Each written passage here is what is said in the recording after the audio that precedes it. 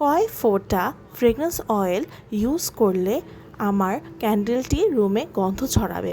ইনবক্সে এই কোয়েশ্চেনটা আমি প্রায় পেয়ে থাকি এবং আমি এটা বলতে চাই যে হট থ্রু ক্যান্ডেলটি তৈরি করার জন্য আমাদের নির্দিষ্ট এবং একটি সঠিক নিয়মের মাধ্যমে যেতে হয়। এখানে অনেকগুলো টিপস অ্যান্ড ট্রিক্স মেনটেন করতে হয়। প্রথমে ওয়্যাক্সের টেম্পারেচারটা অবশ্যই 70 ডিগ্রি থেকে আমরা কাজ স্টার্ট করব। এটাতে প্রথমে আমরা রং মিক্সড করব এবং রং যদি না মিক্স করতে হয় তাহলে ফার্স্টে আমরা আমাদের ফ্রেগ্রেন্স অয়েলটি মিক্স করব যখন এর তাপমাত্রা 70 থেকে 71 ডিগ্রি সেলসিয়াসে থাকবে।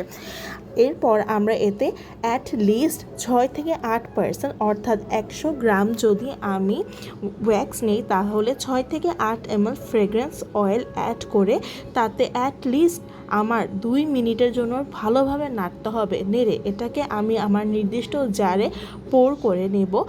পোর করে ফেলার পর সেটাকে আমি নর্মালি ঠান্ডা হতে দেব।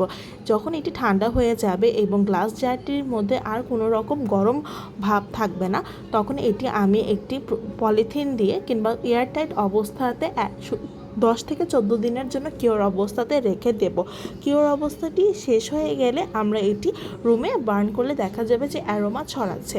এখানে একটি জিনিস খেয়াল রাখতে হবে, রুমের আয়তন যেন খুব বেশি বড় না হয়। 100 থেকে 150 স্কোয়ার ফিট রুমের জন্য এটি খুব ভালো একটি রেজাল্ট দিবে এবং জানালা দরজা কিংবা ফ্যান অন রাখা যাবে।